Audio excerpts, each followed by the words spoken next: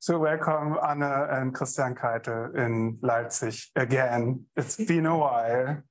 Thanks for making it to Leipzig. I'm really honored, and I'm also like personally happy to see some old faces again, and to see like, you know, the cutting edge research that you guys are producing, and to feature it here like after all those years having you back. It's just great to still like be in touch and to be in a similar field and, you know, see each other grow scientifically. It's great. Thank you for coming out. I just want to introduce Anne for those of you who don't know her yet. She studies psychology at TU Berlin, did her PhD at this institute with Moritz Daum on infant neurocognition, right? Those were ERP studies on just cognition, infants, whatever. Moving over to Glasgow, working with Joachim Groß for a while there, and then since 2019, she's a lecturer in psychology at Dundee University. So Anne Keitel is one of the people studying the role of slow frequency oscillations, also higher frequency oscillations, not only for speech, but also for functions that are close to speech, a bit more general than our group in particular. And I'm really looking forward to her presentation now on cortical tracking of speech and its relationship with intrinsic brain rhythms. Exactly, that's kind of what I wanted to say. I think Anne's work is very, very important because she's one of the few people who's really taking this idea of intrinsic rhythms seriously. She's published a couple of very important papers on the endogenous spectra that the brain just comes with without any cognition actually being active, without any stimuli being present, right? So that's, I think, what you should really cite her for and what you should be looking for in her work. I think there's, I mean, many important things that she has done, but this is really, really important. So Anne, I'm looking forward to your presentation. Thanks for coming out.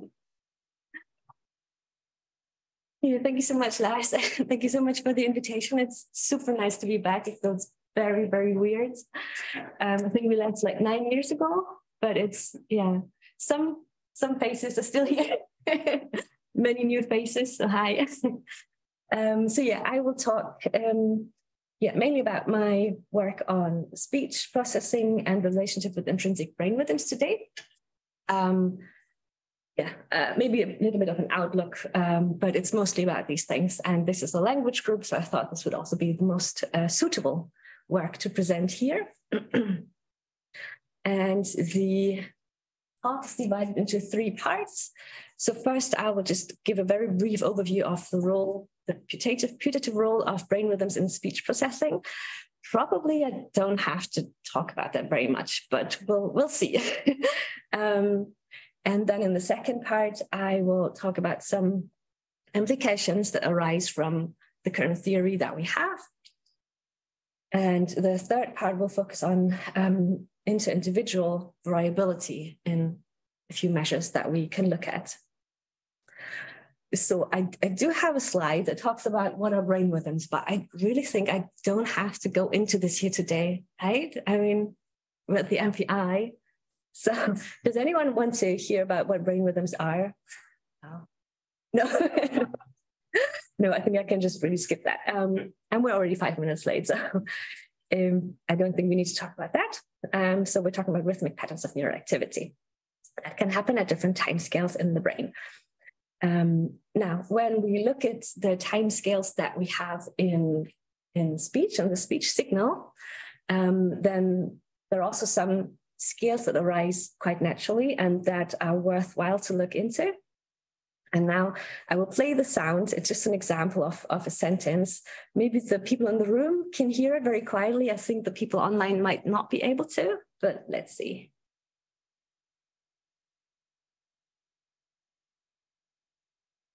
Can you believe on Sunday night, David examined 5 beautiful paintings?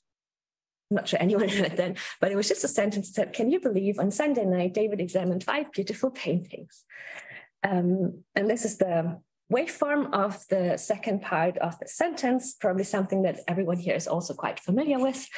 And the second part of the sentence can be divided into different structures or linguistic units. So for example, in this example here, we have 2 phrases. Then the phrases consist of words, words consist of syllables, and syllables consist of phonemes. And At this point, I would like to add a disclaimer. So I'm not a linguist or psycholinguist or computational linguist. So this is as linguistic as it's going to get. And I know that sometimes psycholinguists and cognitive neuroscientists clash a little bit. So be gentle with me. So yeah, psycholinguistics, there's this whole opaque world for me. Yeah, so be gentle. So now the theory, one of the theories, the thing that we know for sure is that brain activity kind of mirrors what we have in the speech signal. So brain activity aligns to these different elements in the speech, mainly the auditory cortex, but also many other areas, to be honest. So our brain tracks or mirrors, latches on to these slow fluctuations in the speech signal at these different, at the level of these different linguistic units. So that's something we can measure, for example, with face coherence, with mutual information, with TRFs, and this is something we see. And now there's some underlying theories why this happens, why we can see this in the EEG or in the MEG. And the theory is that we have this representation in the brain that leads to a segmentation of the speech signal in the brain, so segmentation of different linguistic units. And this is supposed to be really important for our comprehension. And it's also thought to be a predictive process. So not just a passive following, but actually a predictive process. And now to the theories. So the first proposed mechanism that could play a role here is entrainment. And this actually would mean that we have intrinsic brain rhythms that align to these different timescales in the speech. And to illustrate that a bit further, for the example up here, what that would mean is that we should have something like a low delta rhythm, for example, in the auditory cortex, that latches onto the quasi-rhythm of phrases. So whenever a phrase starts, this rhythm resets, and then it encompasses the whole phrase, and then it encompasses the next phrase. So in the brain, we should have this low delta rhythm that whose job it is to track phrases. Similar for words, there should be another rhythm in the brain that is responsible for tracking words or tracking the word rhythm, quasi-rhythm. Also for theta, so the theta rhythm is supposed to track the occurrence of syllables. And last, the fastest rhythm, and the beta gamma range, we don't really know for sure, and that should track the quasi-rhythm or the occurrences of phonemes. So that's sometimes implicit, sometimes very explicit, the theory of how intrinsic brain rhythms represent these different linguistic units and track these different linguistic units. On the other hand, we also know that the brain reacts to everything that we hear and that we have evoked responses. So the second, probably quite important option is that there are landmarks in speak, acoustic landmarks like the onset of words, for example, or syllables, and that these lead to evoked responses in the brain. So this would not assume any intrinsic brain rhythms. And yeah, we've been debating for a long time what's actually happening. And I think there are pretty much two camps in the field now. One camp that says entrainment doesn't exist, sensory entrainment, because speech is not rhythmic enough. So it's probably just evoked responses. And the other camp that says, in addition to evoked responses, we might have some entrainment. I use the term speech tracking, which is relatively neutral. So I don't, I'm very skeptical and I don't make any assumptions. I think maybe the most evidence we have at the moment is that entrainment to theta, so to the syllable rhythm, exists maybe, but I don't think all the other things that we see are necessarily entrainment. So I would just use speech tracking throughout the whole talk and just know that I'm skeptical and don't want to make assumptions about what's happening in the brain that much. Okay. Now, the first question that arose for us a few years ago was to find out or to address the question or the issue that we should see rhythms in the brain that are there, so endogenous rhythms or intrinsic rhythms that are there when there's no speech input, because these could then, in theory, be the rhythms that are responsible for tracking all these different linguistic units. So what we did is we looked at the spectral fingerprints or just the occurrence of different rhythms in the brain, and we looked at the whole brain in MEG data, resting state MEG data, but I will only show the results for the auditory cortex here. And we analyzed regional spectral fingerprints for all areas of the brain. We looked at, we used different clustering techniques to find out which rhythms are there when people are doing nothing, just sitting in the MEG. And here are the spectral fingerprints for the left and for the right primary auditory cortex, so Herschel gyrus. And on the y-axis, you have the power, a normalized power, and on the x-axis, you have the frequencies from 1 to 30 hertz. We looked at up to 120 hertz, but in this case, for the primary auditory cortex, nothing much was happening there, so just cut it off at 30 hertz. And whenever you see a peak here in the frequency spectrum, that means that this rhythm, this rhythmic activity is there and it generalizes across participants. So almost everyone shows these intrinsic rhythms in the left and right primary auditory cortex. And for the left, you see that we have this delta rhythm here, then a theta rhythm, alpha rhythm, and beta rhythm. And the right is almost the same, except that we have two different theta rhythms here.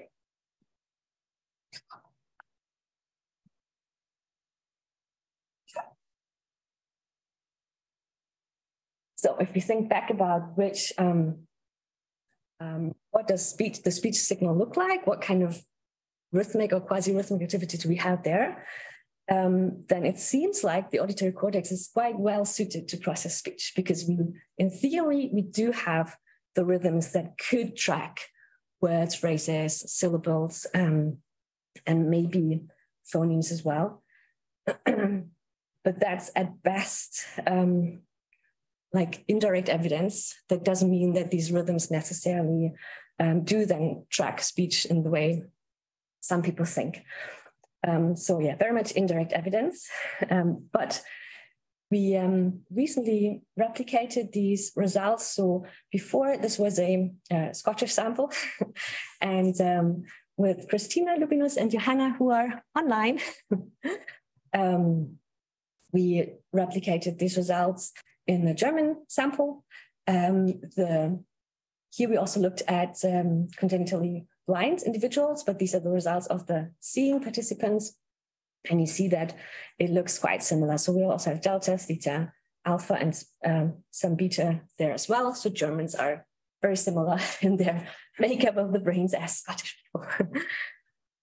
And if you would like to try out the spectral fingerprinting yourself, there's a Polish group that developed a toolbox for MATLAB that allows you to do that. So we can make a little tick here. Brain rhythms should exist when there's no speech input. They do exist. But yeah, indirect evidence. Another prediction that comes from the theory, what we currently think speech tracking is doing, is that it should predict comprehension. And many studies look at this indirectly. For example, they parametrically manipulate the speech, make it more like harder to understand, like different voice vocoding, or adding more noise in the background. So many studies change the speech material, and the harder the speech material is to understand, the worse is the tracking. So we wanted to look at comprehension when we don't change the speech material to make it more difficult to understand. So we looked at this in single trials actually. And the idea for the study came from an observation that we made a few years ago, which was that if you look closely enough, you can see that everywhere in the brain, we have significant speech tracking. So almost everywhere. So here you see a result from my colleague Bruno Giordano back when he was still in Glasgow. And he had just people in the MEG listening to a story, relatively long, clear speech. And then he looked at in different frequency bands. In these frequency bands here, he looked at where can we see speech tracking that is above chance level. And everything that is blue, green, or yellow here means that there's significant speech tracking in the source localized brain when compared to chance. And you see that this is basically everywhere on the cortex. So we have some gray areas here or here occasionally where there's no significant speech tracking, but basically everywhere in the brain tracks speech at all these different frequency ranges. So what can we do with this? The question is, can all of the significant speech tracking be relevant for our perception, for our comprehension? And we thought probably not, because just because there's significant tracking of speech at different timescales does not mean that it's necessarily a causal contribution to what people understand. So we looked at single trial comprehension to try and address this question. What of all these significant speech tracking is actually important for our comprehension? And we, again, used MEG data here. So we recorded MEG while participants listened to sentences. So similar to what you might have heard before or not. And we had a trial by trial comprehension measure.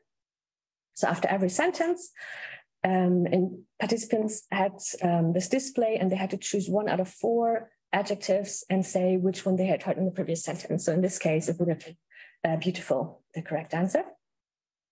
And because with clear speech, that would have been really, really easy, and we wouldn't have had any variability in comprehension. We added noise, and the noise level was adjusted for every individual participant so that we got about 70% correct performance. I will try to play the example. Maybe the people in the room are able to hear it.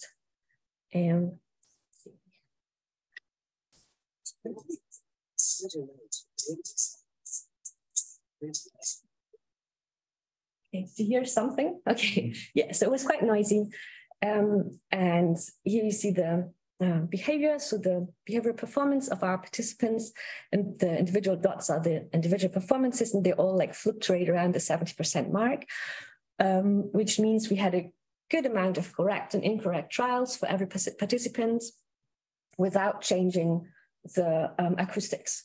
So it was always at the 70% threshold, and in some trials, participants understood what was said, and in other trials didn't, but the noise level was always the same.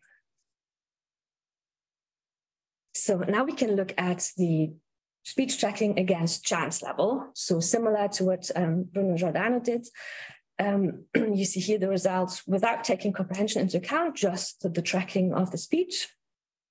And we looked at 4 different frequency bands that matched the rates of phrases, words, syllables, and phonemes in our specific speech material. And we can see that there was significant speech tracking in all of these 4 frequency bands. It was centered around the auditory cortex, but also in other areas. So this is just a replication of what we already knew. And now we looked at which of this speech tracking was actually predictive of comprehension, of whether participants understood this specific sentence or not. And this pattern looks a bit different. We did not find any contribution of speech tracking at higher rates, at the syllable rate and the phoneme rate to comprehension. But what we could find was that for the tracking of phrases, if this worked quite well in around motor areas, then people could understand the sentence. So the better the tracking of the phrasal scale, the better comprehension. And we interpreted that as an effect of the motor areas, and that we know that the motor cortex is very good at predicting timing. And because our speech material always followed the same kind of pattern. We know that it was quite possible to kind of predict when the next phrase would start, and maybe to pay attention specifically to what participants had to hear. So if this worked well, this tracking, then participants could understand the word. And the second effect was at the word scale. So this was around, this peaked in the middle temporal gyrus. So when in this area, the tracking at the word scale worked better for participants, then they could understand the words better. And we interpreted this as basically probably having to do with mapping the meaning of words to what we hear. Because if the segmentation of the word scale worked really well, then participants were better able to map the meaning to words and understand the words. So we had these two effects. And in an article by Sophie Scott, they came up with this really beautiful illustration. I wish we would have been able to make nice pictures like this.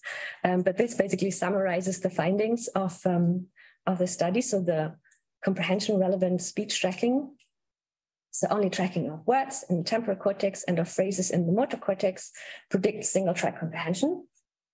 The big caveat is that we can only say this about this specific task, which was focused on words and which was helped by people knowing when the next phrase would start. So it's very, very possible that with different tasks, we would get different comprehension relevant or perceptually relevant areas. For example, if we focused on participants finding like a syllable that is repeated, or something very low level, then probably we will get other areas that are relevant for this task. So speech tracking should predict comprehension, single track comprehension, and some of it does. So we can make like a little tick here. And the next prediction we can make from this whole tracking framework is that there should be some top-down mechanisms that are able to influence the timing of intrinsic oscillations or of tracking, because tracking is supposed to be predictive. So there must be other areas in the brain that do predictions well, that can help making these predictions and transferring these predictions. So what we did here is, again, looking at MEG data during natural speech. So here participants just listened to a really engaging story. It was completely naturalistic. So it was from this comedy, stand-up comedy show. And it was not super funny, so participants weren't laughing all the time, but it was really nice and engaging for them to listen to it.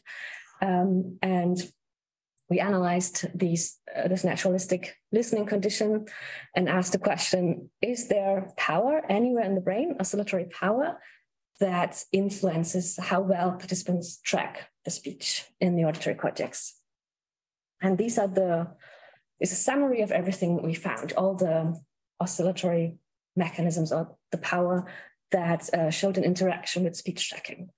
We only found an influence on delta speech tracking, so at the very slowest scale, not on theta. And if we look at this like sequentially, the first effect we found was that beta power in the frontal cortex influenced delta speech tracking. So whenever beta power in the frontal cortex was high, then afterwards, subsequently, delta speech tracking worked really well. So, of course, beta power can be easily associated with making predictions, also in the frontal cortex. So we think we can only speculate what this means, but a good speculation would be that, yes, the frontal cortex does make predictions of what's coming next, and this helps us to track the speech better. The second effect was that alpha power in the motor cortex influenced delta speech tracking. And this was also numerically top-down, but statistically not quite clear. But what this meant was that when alpha power was low in the motor cortex, then subsequently delta speech tracking worked better in the auditory cortex. This might have to do with some disengagement or disinhibition in motor cortex so that the motor cortex can make temporal predictions, something like that. But again, we can only speculate. And then we also had a bottom-up effect, which was that was in the right hemisphere when delta speech tracking did not work well in the right auditory cortex. Then subsequently, we had higher theta power in the parietal cortex. And this, we speculated, could mean that when speech tracking didn't work really well, so when maybe we couldn't understand what was happening very well, then the involvement of working memory had to be higher afterwards to make sense of what we just heard. But again, just a speculation. But what we can see is that, yes, there are different areas that interact with delta speech tracking in early auditory areas. And we do have some top-down effects, but also some bottom-up effects. So again, we can make a tick here that there are top-down mechanisms that are able to influence how well we track speech.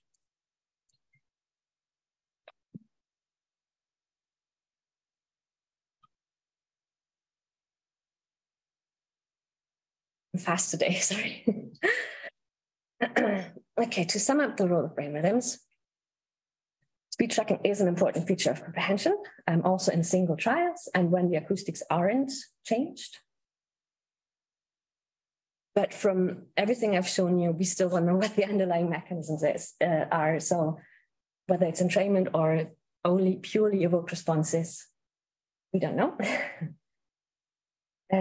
What we can say is that, yes, the auditory cortex does show a mix of intrinsic brain rhythms that is relatively well suited to analyze and represent speech.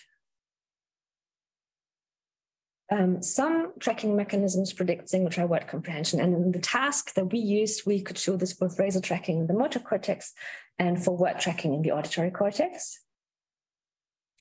And there are oscillatory mechanisms that are able to influence how well we track speech in the delta band. Okay, now we're already on to the last part. So recently, we became very interested in the role of inter-individual variability in these brain rhythms that we see. And there's a few different angles that people can look at this. So something that will keep me busy for the next few years is a big project where I look at the spectral fingerprints in individual people. And just to show you an example in a minute, the main question here is, how do individual differences in brain rhythms influence speech comprehension or influence tracking? And my postdoc, Tanya, will mainly look at this in this big MRC-funded project, where we will also relate this to age-related hearing loss. So we know that people with age-related hearing loss have a lot of problems comprehending speech, and this is especially the case for noisy speech, but also when there's like interrupted speech and also when there's fast speech. So there are all these different comprehension problems. And we also know that some people with hearing loss, the same objectively measured hearing loss, are able to understand speech quite well, whereas others don't with the same hearing loss. So we think that there might be some cortical compensatory mechanisms that allow some people to still understand speech better. So this is what we will look at. And in the last step, we will try to enhance those compensatory mechanisms with the TMS, with non-invasive brain stimulation, but that's quite far into the future. So this is the big project. And for this, I had a look at some possible individual differences already. So here you see the same picture that I've shown you before. So in the Heschel gyrus, the spectral fingerprint, that's the left Heschel gyrus, and we see these delta, theta, alpha, and beta rhythms there. And now, just for the theta rhythm, I plotted the individual contributions of the individual participants to this. So this is basically the cluster that is recognized by our different clustering algorithms. But these gray lines here, these are the individual frequency spectra that contribute to this cluster. So it's all completely data-driven. So we didn't say we want to look at theta. It was clustered like this by a data-driven algorithm. And these are the individual rhythms that contribute to this. And you see that there are some differences if you look at different participants. So there are differences in the peak frequency, which range, I don't know, I would say between 3 and maybe 9 here. So people can have a different peak frequency, but it's still recognized as the same thing across participants. And people can also be different in their individual peak amplitude. And you see here, this is normalized power, so this can be quite different. So in some pilot analyses, I wanted to look at the hypothesis that the amplitudes of the intrinsic theta rhythm can influence speech and noise comprehension. So now we're looking at the amplitude, intrinsic, like during rest, the intrinsic amplitude of individuals. And for this, I used basically the SNR values that we got from people when we, in the previous study that I introduced, where we used individual thresholds to see how much noise we have to add for every individual participant. So this was not meant to be analyzed like this. It wasn't like a proper speech and noise comprehension task, but just as a pilot analysis, I looked at these different SNR values for the individual participants, which were quite different. So some people could deal with a lot of noise, some people could deal with not very much noise. And this SNR value is what I correlated here. So here you see the individual theta amplitude during rest on the y-axis, and here's the individual signal to noise ratio for these participants. And you see that the theta amplitude does correlate with the individual signal to noise ratio. So the higher the theta amplitude during rest, the more noise people could deal with. But this, I just have to emphasize that this paradigm wasn't meant to be looked at like this, but as like a pilot analysis, it maybe can give us some hope. So stronger intrinsic theta rhythm could lead to better speech and noise comprehension. And this is something that we will look at in this big project with a huge sample. So we actually plan to test up to 500 participants for this in a population sample. So not just students, but actually people from the population with all kinds of different backgrounds and socioeconomic levels. So this was about the amplitude. Something else we can look at is the peak frequency. And we know that people differ in this measure. And this is something that Christina, we did together with Christina, who should be there online. So here the question was, do individual brain rhythms in the auditory and motor cortices influence the perception of speech? And this happened mostly during COVID, and we looked at behavioral data only. And in this case, we were interested in the perception of fast speech. So we look at the peak frequency of individuals and also at the perception of different rates. And the theory here, the hypothesis here was that the peak frequencies of intrinsic brain rhythms could maybe influence the temporal perception of speech. And individual rhythms, in this case, we measured through preference tasks, so all behavioral, we couldn't look at the brains. And we measured the participants' preferred auditory rate. So they listened to always 2 sentences, played at different rates, and then had to say which one they preferred. They did this many, many, many times. And from this, we could find out which speech rate they actually preferred to listen to. And then we also looked at the participants' motor rates. So that was, they had to speak themselves. And we had 2 samples, one in Dundee and one in Frankfurt. And in one, participants had to read something aloud, and in the other, they had to just speak freely. So slightly different measures, but still we could analyze how fast participants spoke themselves. And then we measured their speech comprehension at different rates. So normal and then really, really fast. And here's a summary of those results. So for today, we'll just look at B and C here. So what we found is an effect of the preferred motor rate. That means the faster people spoke themselves, the faster the speech they could also understand. And then in this study, we didn't find any effect of the preferred auditory rate, although it was close. So there was a trend. Depending on what went into the model, it was sometimes significant, sometimes not, but for the final model, it wasn't significant, so no effect of the preferred auditory rate.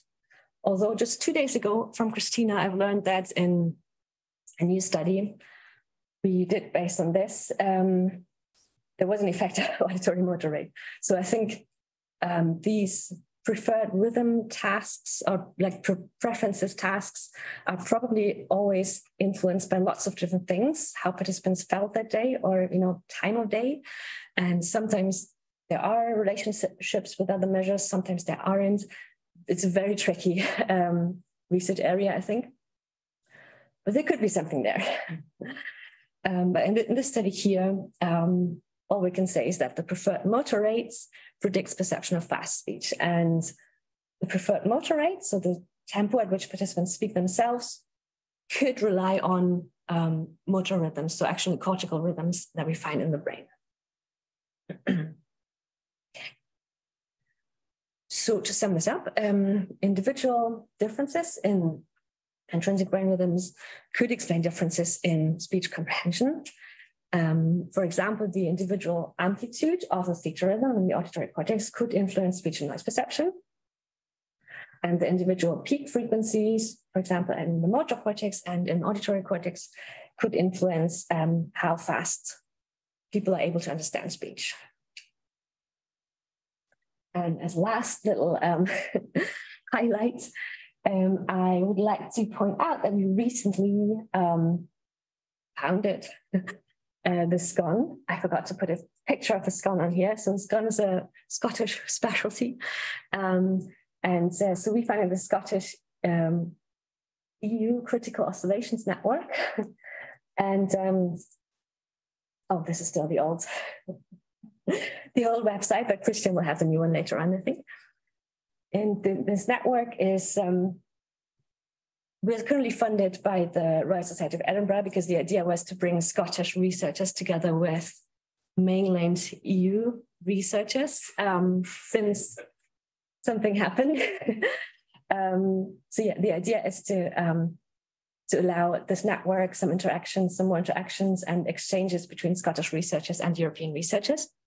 And our network is already pretty big. So we have, I think, more than 40 people from at least 9 countries at the moment. The first thing we're currently working on is a position paper where we are trying to highlight the most important open questions in cognitive neuroscience. And some of those will also include some questions on the role of brain rhythms in speech processing. So watch out for this. Hopefully at some point we will be done with this, some point soon. And if you want to get involved, just contact us because we are hoping to allow exchanges between early career researchers, to allow to travel between different labs, and to just provide this network for people to work together and exchange some ideas. Okay, and with this, I would like to thank you and my collaborators. Yeah, it's good.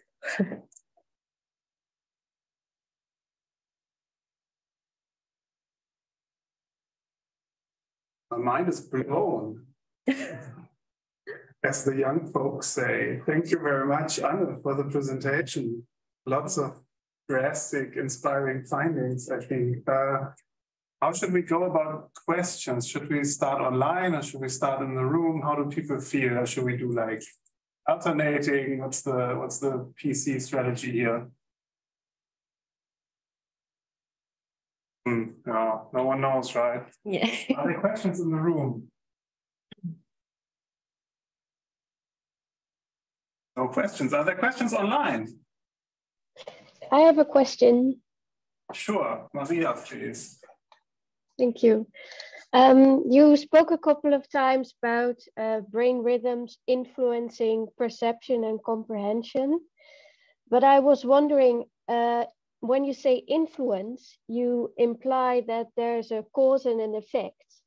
So the brain rhythm has an effect on comprehension, but how can you say that the brain rhythms really have this influence rather than are simply associated with comprehension?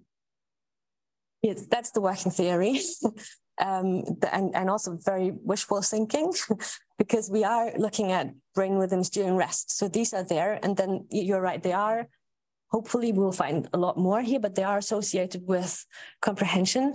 But to actually settle this question, we are planning to use brain stimulation to actually test that. So to try and boost whatever, for example, theta, auditory cortex will be difficult, but maybe boost some frontal brain rhythm that we find in our big study that is associated with, for example, speech comprehension and noise.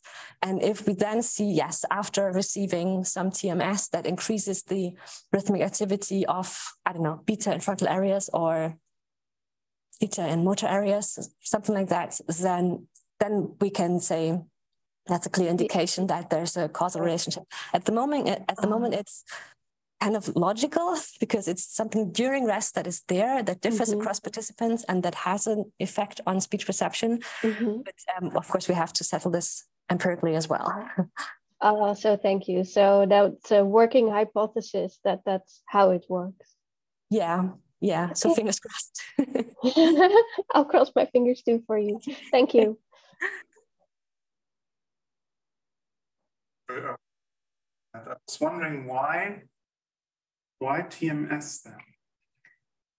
Because I remember that Benedict was successful doing what, like TACS or TDCS? Also feeding like this. Yeah, TACS. Into the, Yeah, I'm again very skeptical because so being associated with author Gregor Toots' group in Glasgow, who is like big figure with TMS, like brain stimulation and TMS and TACS.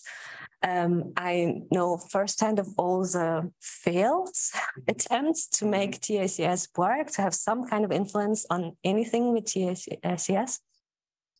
Also, there are studies that show not actually a lot of the current reaches anything. So the currents that people work with, it doesn't even reach the brain. So yeah, there's lots of question marks about TACS. So I didn't want to tap into that. And with TMS, we know that there are measurable effects on the brain and on brain rhythms. So yeah, that was the better bet, which also means we can look at the auditory cortex, because if you apply TMS and want to stimulate the auditory cortex, then that's very painful for the participant because we are getting very close to face muscles. And I've tried with one pilot participant who is here today to boost the auditory cortex with TMS, and it did not work. So we can't do that. So there are some disadvantages to using TMS, but there are also more disadvantages in using TACS and all the uncertainty that surrounds TACS that I didn't want to do that. So you have your targets in your motor system? Yeah, motor, frontal. And how about phase? I mean, I know that in the TMS literature, especially when people do alpha bursts, they have sometimes you have the opposite finding in the literature, where some people have oscillatory and some have inhibitory, and has been discussed that this relates to the phase of the underlying activity actually. So when you hit the wrong phase, you have kind of the opposite effect.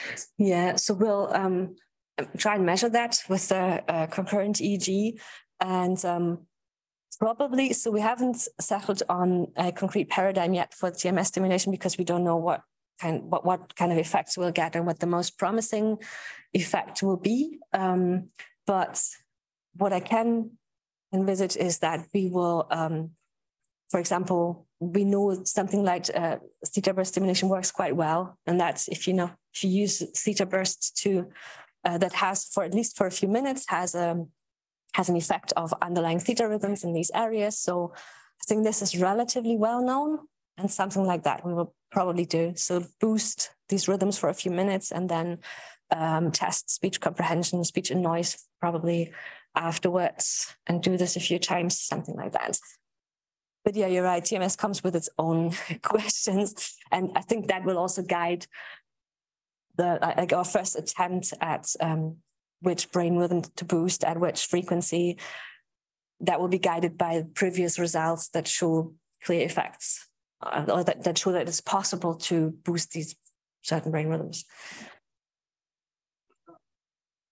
More questions online or in the room? Tom? Yeah.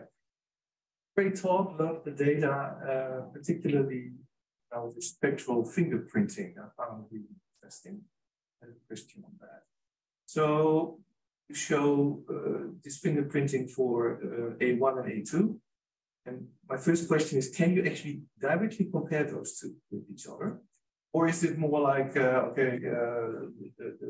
fingerprinting itself is showing a different pattern?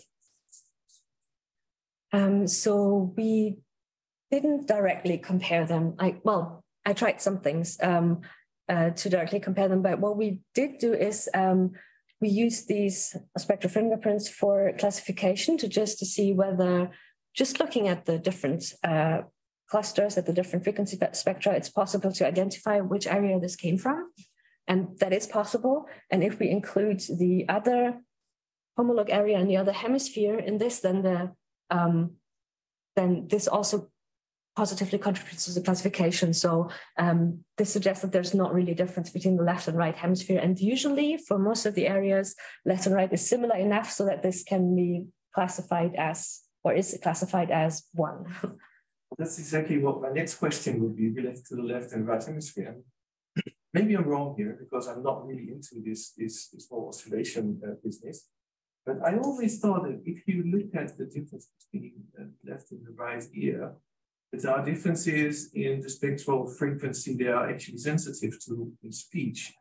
Now, on the basis of that, I would have expected that you find differences actually in this fingerprinting between the left and the right auditory cortex, when it is the correct assumption that the frequencies a particular brain area is sensitive to is also related to the actual perception. Yeah, these findings, or this theory is clearly there. Yeah. Left and right is like, one is more spectral, the other one is more temporal, and one is more faster, one's more slower. Yes, but I think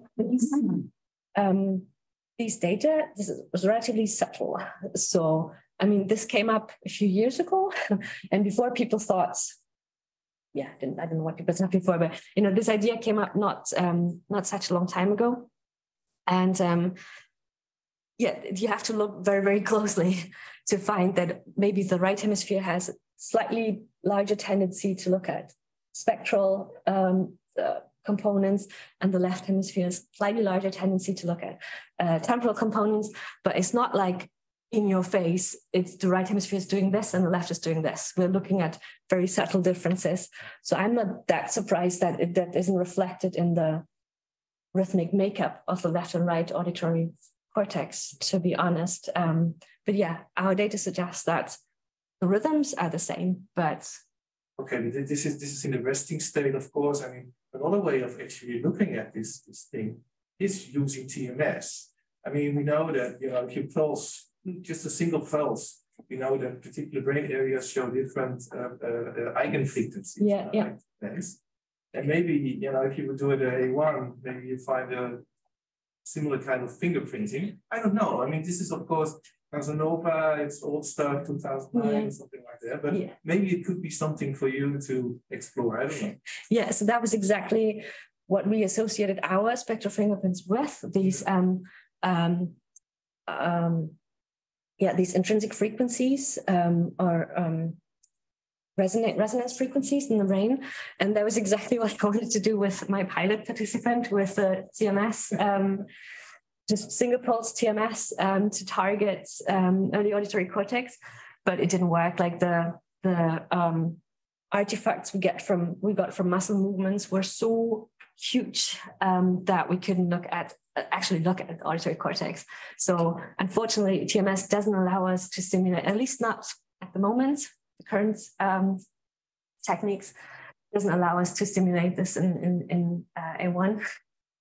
But for other areas, we looked at what previous research found, and there was some correspondence with the frequencies that we showed in different areas, like in motor cortex, for example, and what the resonance frequency in motor areas or frontal areas was.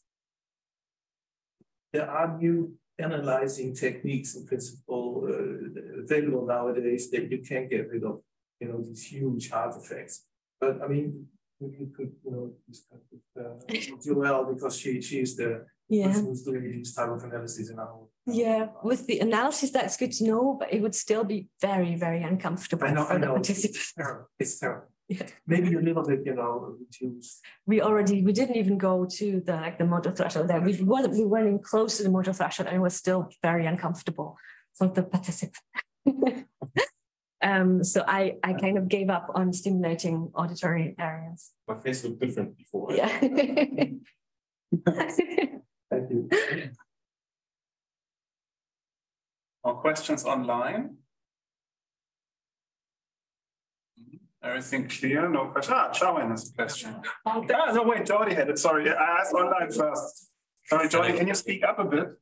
You see, sure. Jordi has this microphone, and he always looks like a new speaker. Like he had it like set up like 2 weeks ago, and I'm so jealous that he has got this microphone. Yeah. Thank you, Lars. Sorry. Cool. Thank you, and very nice talk. I wanted to ask you something about the, let's say, the purpose or the function, if you want to call it, of speech tracking. So you were talking about the very intuitive idea that, let's say, if you track more the signal, you comprehend it better, right? Yeah. But some people have found the opposite. Let's say that the less you synchronize to something, the better you comprehend. Now, second language, or even you interpret what the signal is telling you differently because you synchronize less. So I wanted to ask you about this let's say, trade-off, between the synchronizing more to something and extracting the meaning, because at the end of the day, the goal of language comprehension is not to track the acoustic signal, is to extract meaning from it, So this view suggests a more trade-off, a compensatory mechanism between the bottom-up and the top-down processing.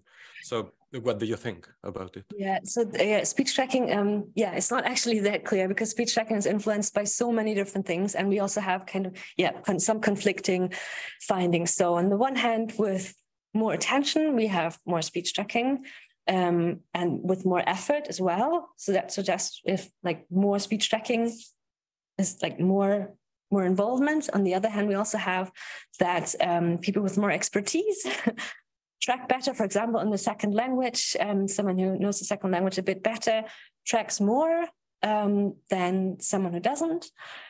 And this is already we don't know what we measure, what actually influences that, and whether for a particular person we now see more tracking because they have to pay more attention and they have to put more effort in, or because they are just more expert. So this is, I think, a really big problem. We see the same when we look at music, for example, at music or rhythm tracking.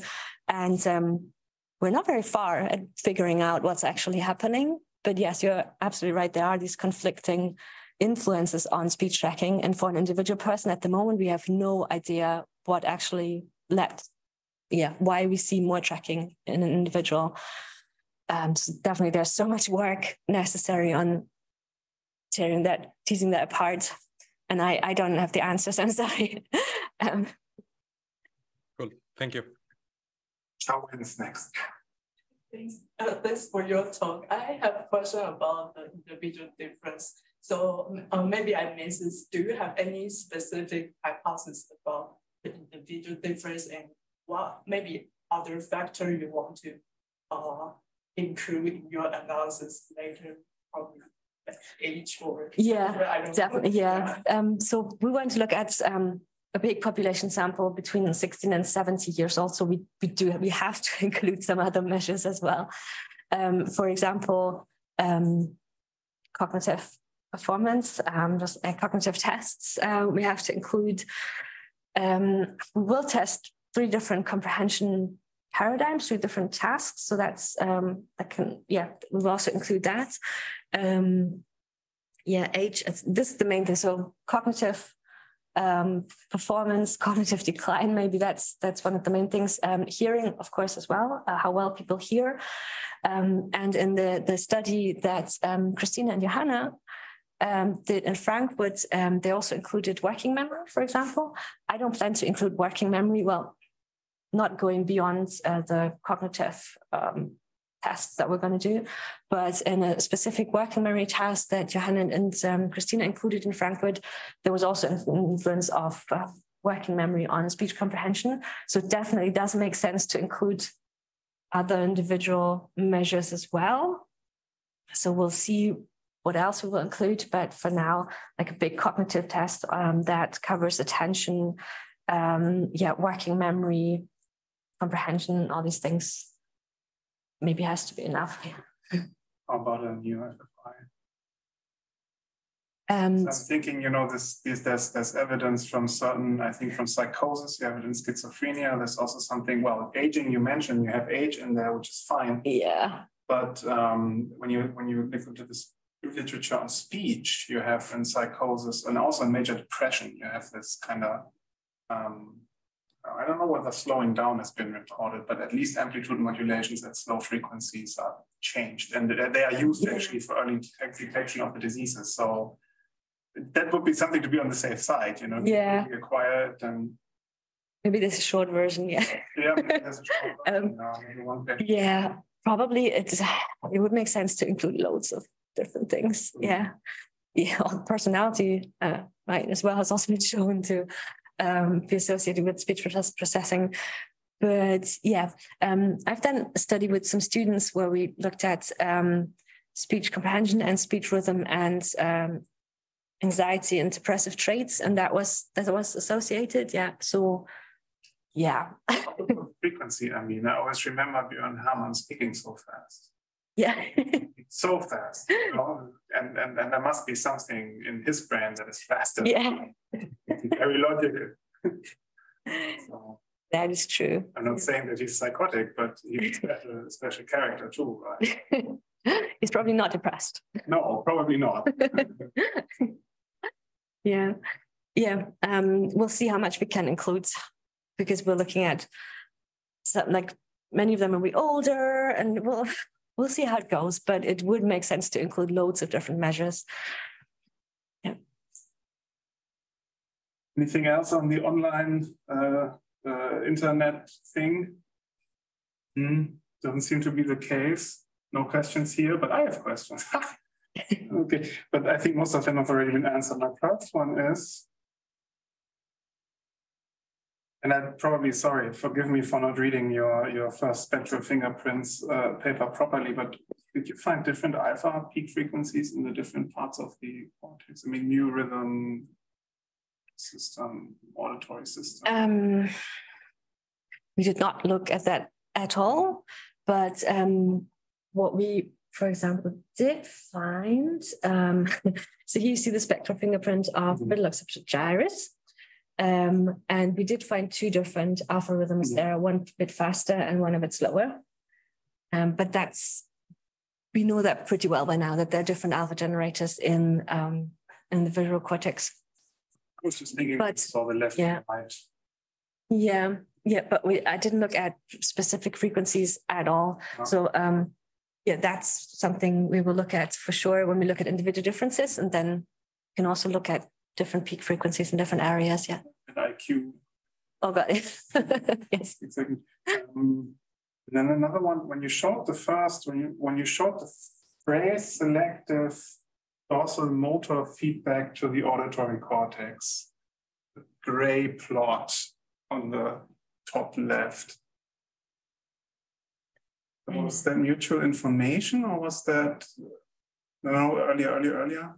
So, yeah. Perceptual and speech tracking. Now, this is T-value. No, it is MI. Yeah, so we analyze speech tracking using mutual information. Yes, that's our way, because mutual information is super sensitive, and if there's anything happening, if there's any correspondence between two things, then mutual information can find it. So we used mutual information, and here we basically just compared mutual information when the trial was comprehended versus not comprehended. And there was a difference, and here's how the other t-values between comprehended and uncomprehended trials. So you don't have info about the lag or something, you didn't do something like, what's it called, that Regine did, oscillatory. I think we are just entropy. No. No, we did look at the lag in these studies, like interactions and different lags, what was first and what was second, but here, no. Because that's kind of the link. When I look at the B panel and I see your alpha and you're like 2 slides ahead, I go like, oh yeah, you should be showing that you have like a negative lag of that connectivity in order to show, or like to dissociate whether this tracking or that this is an actual top-down modulation. Yeah. Predictive kind of motor signal, like in Asaneo's hypothesis. Yeah, so here we could look at, so when alpha power was low, I think that was like, I don't know, I would say between 20 and 100 milliseconds. Then like between 50 and 100 milliseconds later, the alpha tracking was better. Mm-hmm. So that was like a clear. Yes. Yeah, you have to talk to Julia. She has beautiful data on data prediction. But it's slow frequency modulation of speech actually. So that's compatible actually. And then let's see. No, I have this question answered. Yeah, angular gyrus. What's this guy doing there? I mean, memory, yes. Was there any interhemispheric connectivity in addition to the within hemisphere effects? No. No. So what we get here is only really big effects because we looked at so many different effects that, like, these are the ones that are really, really strong. We also excluded areas around auditory cortex because we couldn't exclude like any signal leakage. So we just excluded this. We also excluded effects of delta on delta because we didn't want to get into any kind of problems doing that. So what we get here is like the strongest and safest effects, but that doesn't mean there's not many, many more other effects that can be found when excluding less things or with more powerful approaches.